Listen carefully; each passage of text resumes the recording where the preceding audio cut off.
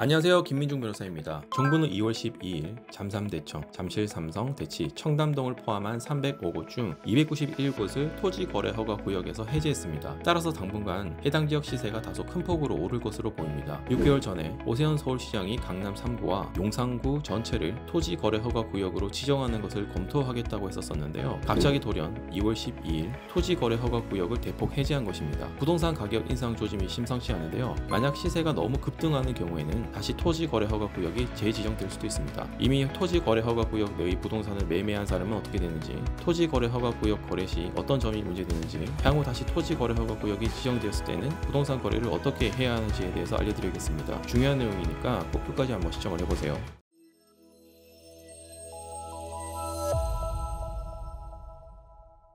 이 영상을 보시는 분들은 아마 토지거래허가구역이 무엇인지 잘 알고 계실 텐데요.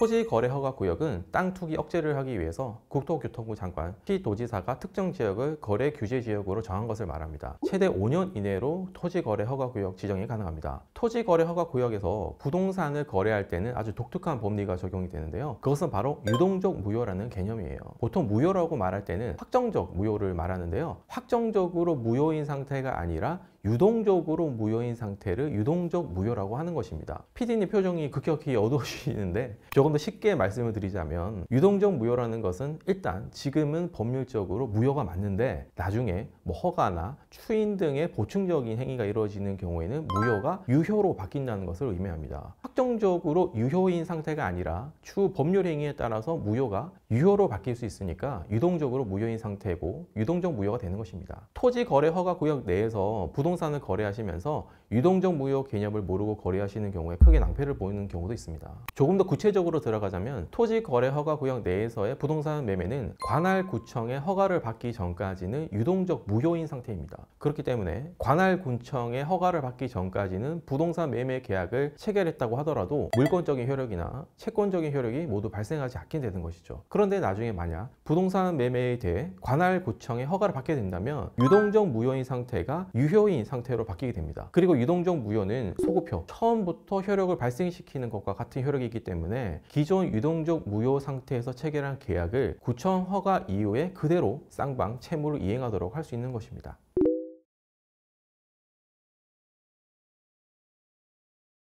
앞서 말씀드린 것처럼 유동적 무효인 상태에서는 채권 계약 자체가 아직까지는 무효이니까 채무 이행을 청구할 수도 없고 매매 대금 청구도 불가능합니다. 따라서 채무 불이행이 성립할 수 없고, 이를 이유로 한 손해배상 청구나 계약 해제도 허용되지는 않습니다. 그럼 계약이 무효니까 넣었던 돈도 돌려받아야 하는 것이 아니냐는 의문이 드실 수도 있는데요. 그것은 법률상 원인 없이 돈을 가져갔기 때문에 부당이득을 반환 청구한다라고 합니다. 그런데 주의해야 할 점은 부당이득 반환의 청구의 경우에도 유동적 무효 상태가 완전히 확정적으로 무효가 되어야 부당이득으로 반환 청구를 할 수가 있어요. 즉 계약금 계약은 유효한 것으로 봐야 하고 부당이득으로 반환 청구를 할 수가 없습니다. 그렇다면 쌍방 아무런 의무가 없느냐? 그런 것은 아닙니다. 토지거래허가구역에서 계약을 체결한 당사자 사이에 있어서는 그 계약이 효력이 있는 것으로 계약이 완성될 수 있도록 서로 협력할 의무가 있다고 보고 있습니다. 계약의 쌍방은 공동으로 관할관청에 허가 신청할 의무가 있는 것입니다. 그럼 유동적이라는 게 바뀔 수 있다는 의미고, 그럼 확정적으로 무효가 될 수도 있고 확정적으로 유효가 될 수 있잖아요. 어떤 경우에 좀 그렇게 되는 건가요?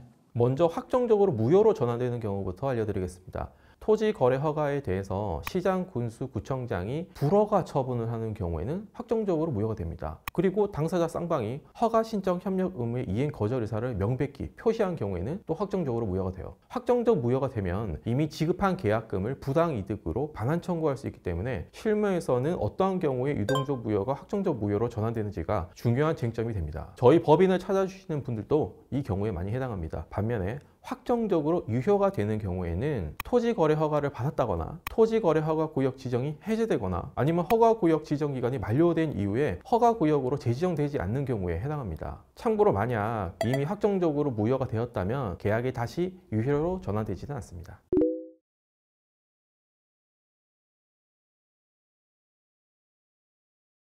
토지 거래 허가를 받기 위해서는 토지 거래 허가 신청서, 토지 이용 계획서, 토지 취득 자금 조달 계획서 세 가지가 필요합니다. 다만 여기서 주의하셔야 될 점은 서류를 제출해서 토지 거래 허가를 받고 사용했는데 만약 이용 목적대로 사용하지 않으면 나중에 이행 강제금이 부과될 수 있어요. 아니 이렇게 좀 까다로운데 이거 하는 게 맞나 싶은 생각도 좀 드는데 이행강제금이 부과되는 경우 또 어떤 게 있는 건가요? 크게 네 가지 경우가 있습니다. 첫 번째는 당초 목적대로 이용하지 않고 방치하는 경우가 있을 수 있습니다. 이런 경우에는 토지 취득가의 실거래가의 100분의 10에 해당하는 이행강제금이 부과됩니다. 두 번째는 직접 이용하지 않고 또 임대로 놓는 경우가 있어요. 이런 경우도 토지 거래 허가를 받은 용도대로 사용하지 않는 것이기 때문에 토지 취득가액의 100분의 7에 이행강제금이 부과됩니다. 세 번째는 이용 목적 승인을 받지 않고 이용 목적을 변경해서 다른 목적으로 쓰는 경우예요. 이런 경우도 토지 취득가액의 100분의 5에 이행강제금이 부과되게 됩니다. 그리고 포괄적인 사유도 규정이 되어 있는데요. 관할 관청의 판단에 따라서 기타 사유로 토지 취득가액의 100분의 7이 이행강제금으로 부과되는 경우도 있습니다. 따라서 만약 중간에 이용 계획이 변경되시면 반드시 변경 허가 신청서를 구청에 접수하셔서 허가를 받으셔야 합니다. 근데 저도 좀 찾아보니까 1989년도에 이 헌재에서